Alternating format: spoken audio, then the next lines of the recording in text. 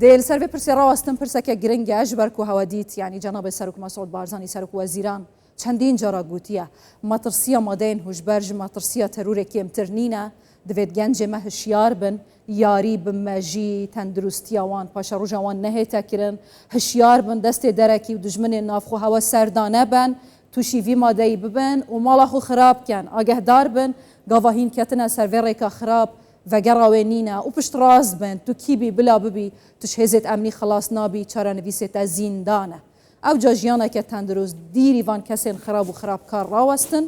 باشتره جیانا هوا راحتره جهجای سرمت برزنجی پارێزەر و ئەندامی ڕێخستنە ڕوبڕۆبوونا مادەیان هوشبەر دەپرسم دێتە ستودیە میوانەمەیەت بخێر هاتی هێژای سەرمەت سەرچاوە ما هەندێک ئامار گوتن لێ مەتنێ ناوبەرە ساڵا 23 و 24 گوتن یعنی vê مەسەلێ بتایبەتی پشتی ساڵا 2018 ڕنگ vێدانێکە زێدە هەبوو بەڵافبوونێکە زێدەتر هەبوو دناو جوواکە هەلبەت جانابێتە باشتر دزانیتن كنجل كردستان ماترسيا مادين هوشبر هوسا زيدا بو كجناب سرك مسعود بارزاني بيجيتن ماترسيا مادين هوشبر لكردستان ماترسيا ترور كيمترنينا بەداخەوە لە ماوەی چەند ساڵی ڕابردوو هۆکارەکانی زیادبوونی پرسی بازرگانیکردن و بڵاوبوونەوەی مادەی هۆشبەر لە نێو هەرێمی کوردستان بە شێوەیەکی زیاد بڵاو بووە بە تایبەتیش لە دوای هێرشەکانی ڕێکخراوی تیرۆریستی داعش بۆ سەر ناوچەکانی هەرێمی کوردستان و دروستبوونی ئەو بۆشایە ئەمنیەکە لە ناوچەکانی نێوان هەرێمی کوردستان و حکوومەتی عێراق هەروەها داگیرکردنی بەشێک لە ناوچە سنوورەکان لەلایەن ڕێکخراوە غیرە عێراقیەکان نایاسایەکان کە بە شێوەیەکی نایاسایی بەشێک لە خاچ هەرێمی کوردستان و ناوچە سنوورەکانیان داگیر کرد بوو ئەوانە بووبوونەوەی ئەوەی کە ڕێگە بۆ بازرگانانی مادەی هۆشبەر خود ئەو گروپانەی کە کار بۆ هێنانی مادەی هۆشبەر دەکەن و خاچ هەرێمی کوردستان وەکو ترانزیتێک بەکاردێنن زۆر جار بەشێک لەو مادانە لەو خاچ هەرێمی کوردستان بڵاو دەبوو ئەوەی کە بینیمان مەترسیەکە گەیشتە ئاستێک کە سەرکردایەتی سیاسی هەرێمی کوردستان بە تایبەتی جەنابی سەرۆک مەسعود بارزانی و بە تایبەتتر خودی جەنابی سەرۆک وەزیران هەست بە مەترسیەکە بکەن و بە تایبەتیش پلان و استراتیژێتی ڕوبەڕووبوونەوەی ئەم مادە هۆشبەرانە دابنێن اینجا کاک سەرمەت دەمەوێت پێمان بڵێ پلان و استراتیژیەتی ڕوبەڕووبوونەوەی مادەی هۆشبەر لە هەرێمی کوردستان چییە ئێوە چی دەکەن بە تایبەتی دوای و ئەم مەسەلە زۆر یعنی لەناو هەموو گەنجانیش بەڕاستی مال ئەسەد بڵاو بوویتەوە حکوومەتی هەرێمی کوردستان کابینەی نوێم بە تایبەتی لە سەرەتای دەست بەکاربوونی یاسای ژمارەیەکی ساڵی 2020 لە ڕێگەی پەرلەمانی کوردستانەوە دەرکرد کامی یاسایە بۆ ئەو کات و بۆ ئێستا یاسایەکی زۆر باش هەرچەندە تێبینی لە هەندێک لە بەرگەکانیدا هەیە لە کاتی بواری جێبەجێکردن ئەوە کە زۆر گرنگ بووە سیاسەتێک بووە بەرنامەی کاری حکوومەت وەلایەنە پەیوەندیدارەکان بەپێی یاساکە ئەرک و بەرپرسیارەتی لایەن وەزارەتەکان وەلایەنە پەیوەندیدارەکانی کە لە حکوومەت هەرێمی کوردستان دیاری کراوە بەپێی ئەو یاسایە لیژنەی باڵای بەرەنگاربوونەوەی مادە هۆشبەرەکان دانرا کە ڕسمی سیاسەتی بەرەنگاربوونەوەی مادە هۆشبەرەکان لەسەر ئاستی هەرێمی کوردستان داڕشت وار وەزارەت و ئەرک و بەرپرسیارەتی خۆی دیاری کرا ئەوە بوو بە تایبەتیش لە ساڵی 2023 و 24 بەڕێوەبەراتی گشتی نێشتنی مادە هۆشبەرەکان بە تەوجیهاتی ڕاستە و خۆی جەنابی سەرۆک وەزیران کە لایەنێکی زۆر گرنگی جێبەجێکاری ئەم یاسایان و ئەرچی هەرە زۆری جێبەجێکردنی یاساکە لە ئەستۆی ئەوانە پلانێکیان داڕش بۆ وشکردنی سەرچاوەکان هێنانی مادەی هۆشبەر بۆ نێو هەرێمی کوردستان بۆیە ئەگەر سیر بکەیت ئەو داتانەی کە بەڕێزت خستە ڕوو لە ساڵی 2024 ژمارە ئەو کەسانەی بە تۆمەتی بازرگانیکردن دەستگیر کراون زیاتر بوو لە ژمارە ئەو کەسانەی کە بە تۆمەتی بەکارهێنانی مادە هۆشبەرەکان دەستگیر کراون من دەمەوێت ئیزافەیەک بۆ ئامارەکەی بەڕێستان بکەم لە ماوەی 6 مانگی یەکەمی ئەم ساڵ نزیکەی تا لە سەرەتای ساڵ تاوەکو ناوەڕاستی مانگی 6 نزیکەی 900 کەس بە تۆمەتی بازرگانیکردن و بەکارهێنانی مادەی هۆشبەر دەستگیر کراون کە 500 یان زیاتر دیسان ئەوانە بازرگانن و نزیکەی 400 یان بەکارهێنەرن لەکوێ هاتی نەگرتن زیاتر لە نێو سنووری چاڵاکیەکانی بەڕێوەبەراتی نێشتنی مادە هۆشبەرەکان لە بەڕێوەبەراتی گشتی ئاسایی شێولێر کە سنووری پارێزگای هەولێر و سنووری پارێزگای دوهۆک دەگرێتەوە کە سلێمانی بەڕێوەبەراتێکی سەربەخۆی ئەوانیش کار و چاڵاکیەکانی خۆیان لە سنووری ئیدارەی سەربەخۆی گەرمیان و ڕاپەڕین و باشە دوای دەست بەسەرداگرتن و تێکدانی ئەو کارگانەی کە مادەی هۆشبەر دروست دەکەن مال ئەسەف نامەیە باسیشی بکەم بەڵام ڕاستیەکە ئەمە هیچ کاریگەری لەسەر کێمبوونی مادەی هێشبەر لە ناو خەڵکە بووە یانیش لەسەر ئاستی بازرگان بێگومان یعنی دروستکردنی کارگا یاخود ئاشکرابوونی ئەو کارگانەی کە بەداخەوە لە سنووری پارێزگای سلێمانی هەبوون بۆ هەموو لایەک زەنگێکی مەترسیدار بوو تەنانەت بۆ کۆی عێراقیش چونکە ئەگەر ئەو کارگانە لە داهاتوودا ڕەنگە عێراق بە هەرێمی کوردستانەوە بخەنە لیستی سووری بەرەنگاربوونەوەی مادەوەشبەرەکان کە ئەمە کاریگەری نەرێنی لەسەر ناوبانگ و پێگەی عێراق دەبێت. بەڵام خۆشبەختانە دیسان دەڵێمەوە بە سیاسەتی حەکیمانەی جەنابی سەرۆک و بە سەرپەرشتی ڕاستەوخۆی جەنابی سەرۆک وەزیران پلانی زۆر باشدا ڕێژراوە بۆی کە هەرێمی کوردستان لانی کەم بە دوور بێت لەم ئافەتە. ئێستا کوردستان لە چه ڕەنگێکی بەکارهێنانی و بازرگانیکردنی مادەی دەتوانین بڵێن لە ڕەنگی پرتەقاڵیە هێشتا نەگەیشتنەتە ڕەنگی سوور چونکە پێوەرەکان بەڵام لە مەترسیدایە بێگومان مەترسیدارە. ئێمە دەستنووری جوگرافیاکی دیاری کراوە ژمارەی دانیشتوانی هەرێمی کوردستان ئاشکرا نزیکەی بە پێی دوایین داتا نزیکەی 6 ملیۆن و کەسرا. ئەوگەر ئەم ڕێژەیەوە ئەگەر من دەمە ئیزافە ئەوە بڵێم ئەگەر حکمت و دێهاتووی و تەوجیهاتەکانی ڕاستەوخۆی جەنابی سەرۆک وەزیران کاک مەسرور بارزانی نەبووایە و پلانە استراتیژیەکانی بەڕێوەبەراتی گشتی هێشتنی مادەوەشبەرەکان و لەگەڵ لایەنە پەیوەندیدارەکانی دیکەی لە حکوومەت هەرێمی کوردستان ئەگەر جێبەجێکردنی ئەو پلانانە نەبووە ڕەنگە ئێستا ڕەوشی بازرگانیکردن و بەکارهێنانی مادەوەشبەرەکان لە هەرێمی کوردستان زۆر مەترسیداتر بووە. بازرگانی مادەی هوشبەر لە هەرێمی کوردستان کێن؟ خەڵکی خۆجین یان خەڵکی دەرەوەن؟ بەکارهێنەر کێن؟ بەڵێ لە هەردوو حاڵەتەکە هەم بازرگانی نەودەوڵەتیمان نەبووە کە لە بەشێک لە وڵاتانی دەوروبەرەوە لە تەنانەت لە وڵاتانی دیکەی جیهانەوە هاتوون و ویستوان هەرێمی کوردستان وەکو ترانزیت بەکاربێنن لە چەندین فڕۆکەخانە و دەواازەی سنووری نێودەوڵەتی ڕزگاریان بووە. بەڵام لەلایەن هێزە ئەمنیەکانی هەرێمی کوردستان بۆ ئیمکانێتە کەم و متەواضعی کە لە بەردەستیاندایە توانیویانە ئەو بازرگانانە دەژیر بکەن و ئەو تۆ ڕووباندە مەترسیدارانە لێک هەڵبۆشێنەوە دەژیریان بکەن و ڕوبەڕوویان ببنەوە و باز بەکارهێنەرەکانش بە هەمان شێوە بازرگانەکان لە نێوخۆی هەرێمی کوردستانیش کەسانێک هەن کە لەگەڵیانن و هاوکاریانن بۆ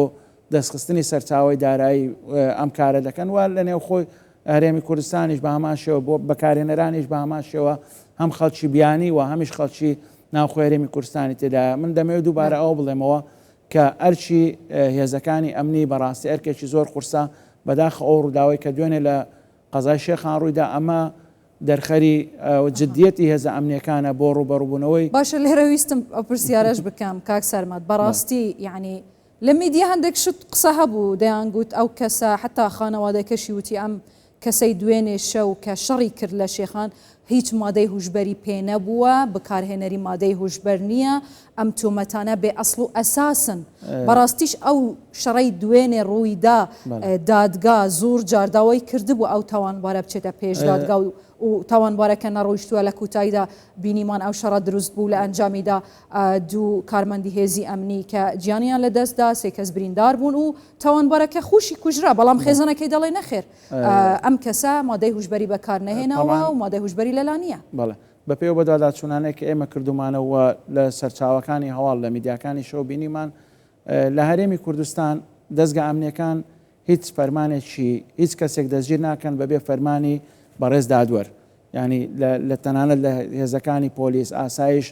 هەڵمەتی ئۆپەراسیۆن یاخود بۆ دەستگیرکردن هیچ کەسێک پەنا نابەنە بەر دەستگیرکردن ئللا ئەگەر فەرمانی دادوەریان فەرمانی هەبوو بێگومان فەرمانی دەستگیرکردنی هەبووە تۆمەتبار بۆ بە بازرگانیکردن بە بەکارهێنانی مادەی هۆشبەر. پاشان ئەگەر کەسێک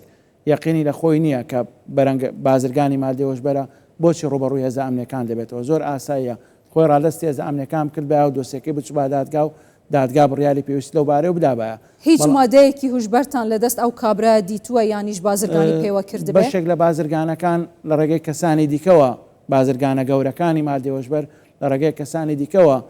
سەرپەرشتی تۆڕێکی بازرگانی دەکەن. ڕەنگە ئەو کەسە لە کاتی لێکۆڵینەوەکان بێگومان ئەم دۆسەیە ڕەنگە زۆر زیاتر بخایێنێت و زیاتر بە دوای دابێت چونکە بنەماڵەکەی قسەیەک دەکەن و پەڕاوی لێکۆڵینەوەکان و ئەو بڕیارانەی کە لە دادگاوە دەرچوون. لەکەیەوە ئەم کابرا بازرگانی کردووە بە مادەی هوشبەر بەپێی ئەو بەداداچوونانەوە پێی ئەو بڕیارانەی دادگا هەبووە نزیکەی 3 ساڵ زیاتر ئەو کەسە فەرمانی دەژیرکردنی هەبووە و هێزەکانی ئەمنی بەردەوام بەداداچوونیان بۆ کردووە دەرکەوتەوە بە فعلی ئەو کەسە بازرگانی مادەی هوشبەر بووە. لەکوێ بازرگانی بە مادەی هوشبەری دەکرد؟ طبعاً بێگومان لە نێو هەرێمی کوردستان ڕەنگە لە وڵاتانی دیکەشەوە هەوڵهێنانی مادەی هوشبەری دابێت. باشە کاک سەرمەد ئێمە لێرە هەندێک ئامارمان وت گوتمان لە ناویاندا منداڵ هەیە هەرزەکار هەیە ژن هەیە بەڕاستی بە تایبەت لە ناو قوتابخانەکان بوو ئەم شتە ئەوە سەری هەڵداوە. بەشێکی زۆری نەبوونی هوشیاریە لەلایەن تاکەکانی کۆمەلگاوە کە نازانن ئەم مادانە چییە چۆن ینی واز دەکەن کە ئەگەر پەنا بنە بە بەکارهێنانی مادەی هۆشبەر ژیانیان بە جۆرێکی دیکە دەگۆڕە یا خۆت نازانن پێچەوانەکەیەتی کە تەنها بەکارهێنانی مادەی هۆشبەر بابەتێک نییە کە خەڵک شانازی افتیخاری پێوە بکات هەمیشە ماڵوێرانی بەدوادادێت ئەگەر ئافرەتێک پەنا بەکارهێنانی مادەی هۆشبەر بەداخەوەکە لە کۆمەلگای کوردی ئێمە کۆمەلگایەکین پابندین بە بنەما سەرچیەکانی ئاین و بەها کۆمەڵایەتەکانی دیکە ئافرەت کاتێکە پەنا دەباتە بە بەکارهێنانی مادەی هۆشبەر دوجار لێکەڵۆشانەوەی خێزان و لێگەڵۆشانەوەی خێزان و پەرتەوازەبوونی منداڵ و کۆمەلگا بە شێوەیەکی گشتی خێزان و کوکایەکی گرنگی کۆمەلگا بێگومان کاریگەری نەرێنی دروست دەکات بۆیە بابەتێک نییە کە هیچ کەسێک شانازی پێوە بکات دەبینی هەموو کەسانی کە بەکارهێنەری مادەی هۆشبەرن ئێمەکە لە نزیکەوە لەگەڵ بەشێکیان قسەمان کردووە کەسیان ئەوە نییە بابەتێک بوو بێ شانازیان پێوە کرد بێت باشە لێرە دەمەوێت ئەوەی بزانم ئێستا لە زیندانەکانی هەرێمی کوردستان لە چاکسازیەکان چەند کچ و ژن بە تۆمەتی بەکارهێنانی مادەی هۆشبەر یانیش بازرگانیکردن بە مادەی هۆشبەر دەستگیر کراوە لەنێو ئەو داتانێک کە بەڕێزت خستە ڕۆ نزیکەی 100 هەدەیان ئافرەتن و ئەو ئافرەتانە هەم بازرگانن هەم بەکارهێنەرن و لە تەمەنی جیاواز لە ڕەگەزی جیاواز خەڵکی وڵاتانی دیکەەوە خەڵکی ناوخۆی هەرێمی کوردستانیشی تێدایە و هەموو ئەو کەسانەی بەو تۆمەتە دەستگیر کراون هەمویان پەشیمانن چونکە دوجار وەکو باسم کرد لێکەڵۆشانەوەی خێزان و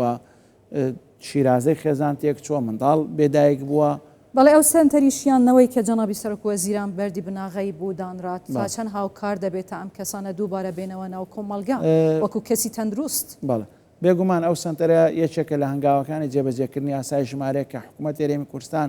مولزەم کرابوو لە دوای جێبەجێکردنی یاساکە لە ماوەی 6 مانگ ئەو سنتەرانە بکاتەوە بەڵام ئاشکرا بوو ڤایرۆسی کۆڕۆنا و قەیرانی دارایی و لێکەوتەکانی نەتوانرا کە لە کاتی خۆی ئەم سنتەرە بکرێتەوە بە خۆشحاڵی و دەستگای خێرخوازی بارزانی لەسەر ڕاستپاردەی جەنابی سەرۆک وەزیران و پشتیوانە ڕێکخراوەنەوە دەوڵەتەکان